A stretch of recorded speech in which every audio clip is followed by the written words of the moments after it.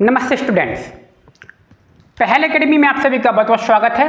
आज हम बात करेंगे क्लास 7 की एक्सरसाइज 5.2 के क्वेश्चन नंबर 5 के बारे में।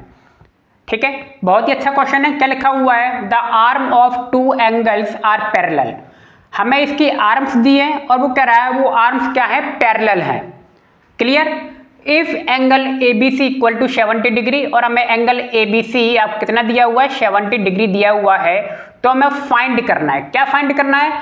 Angle D G C find करना है, यानी कि angle G, angle D G C को क्या करना है? फाइंड आउट करना है।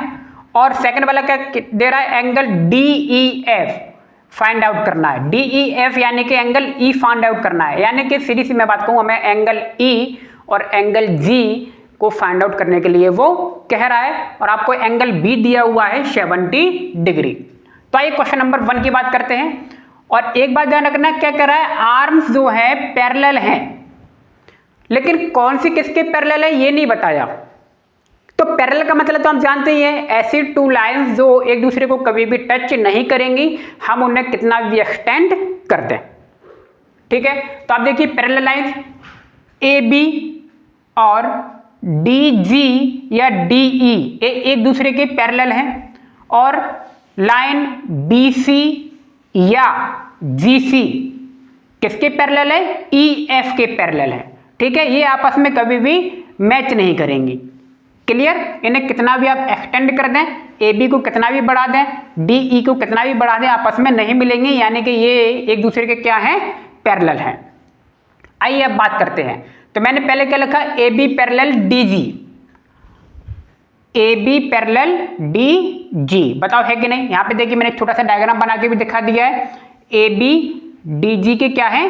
पैरेलल है। ठीक है, cut by transversal B C, और इन्हें कट कौन कर रहा है? बी सी कट कर रहा है। अगर आप देखिए इन लाइनों को थोड़ा आगे बढ़ा देंगे तो आप देख रहे हो ना, आपको ये बीसी लाइन क्या कर रही है ना? कट कर रही है और ट्रांसवर्सल बना रही है। तो cut by transversal BC, BC line यहाँ पे कौन सी है? ट्रांसवर्सल है। और ए बी और डी जी क्या है? यहाँ पे पैरेलल लाइंस है। सो आप देख सकते हो angle A B C, A B C दिख रहा है, ए बी सी, बी कितना दिया है आपको? 70 डिग्री दिया हुआ है। देखिए बीच में जो नंबर लिखा जाता है, बीच में जो अल्फाबेट लिखा जाता है, वो एंगल का साइन होता है, यानी कि बी एंगल आपको 70 डिग्री दिया हुआ है। अब आपको एंगल जी निकालना है ना, तो अब आपको दिख रहा होगा बीसी क्या है? ट्रांसवर्सल लाइन है, बीसी ट्रांसवर्सल है, और दो 70 डिग्री और एंगल जी आप देख रहे हो ऊपर की तरफ बन रहा है, यानी कि एक ही डायरेक्शन में है, एक ही डायरेक्शन में है ना ट्रांसवर्सल के। फिर क्या है? फिर क्या दिख रहा है? जो एंगल जी है ये कौन सा है? एक्सटर्नल एंगल है, और एंगल बी जो है इंटरनल एंगल है। ठीक है, तो एक्सटर्नल और इंटरनल कौन से होते हैं? करस्पॉन्डिंग एंगल्स होते हैं। तो angle A B C equal to angle D G C, A B C D G C, ये क्या हो गए? आपके इक्वल एंगल हो गए। और कौन से एंगल है ये?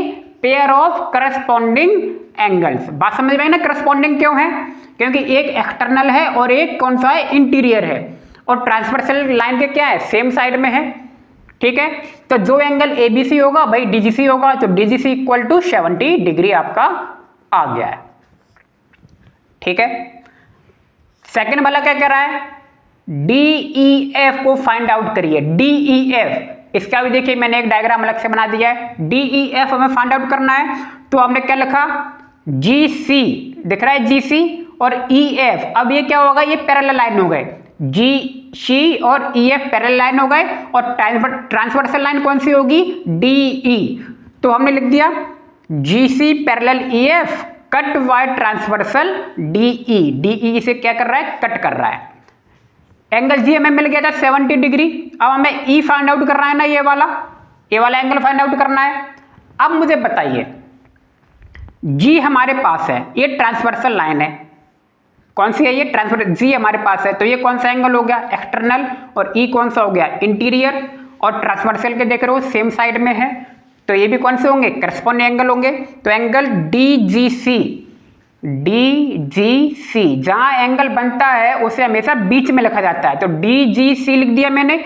और फिर अगला कौन सा बन रहा है? D E F. ठीक है, एक ही ट्रांसवर्सल से बन रहे हैं दोनों। तो देखिए डी ई एफ क्या हो गया? इक्वल हो गए, क्यों इक्वल हो गए? Pair of corresponding angles are equal, so angle DEF भी क्या हो जाएगा आपका इक्वल हो जाएगा। क्लियर? 70 डिग्री के, और यही आपका आंसर है। ठीक है, उम्मीद है आपको सवाल समझ में आ गया होगा। सवाल अगर समझ में नहीं आया हो तो एक बार वीडियो को फिर से रिपीट करके देखेंगे, आपको 100% समझ में आएगा। क्लियर? तो मिलते हैं नेक्स्ट वीडियो में। आप सभी का बहुत बहुत धन्यवाद। Thank you.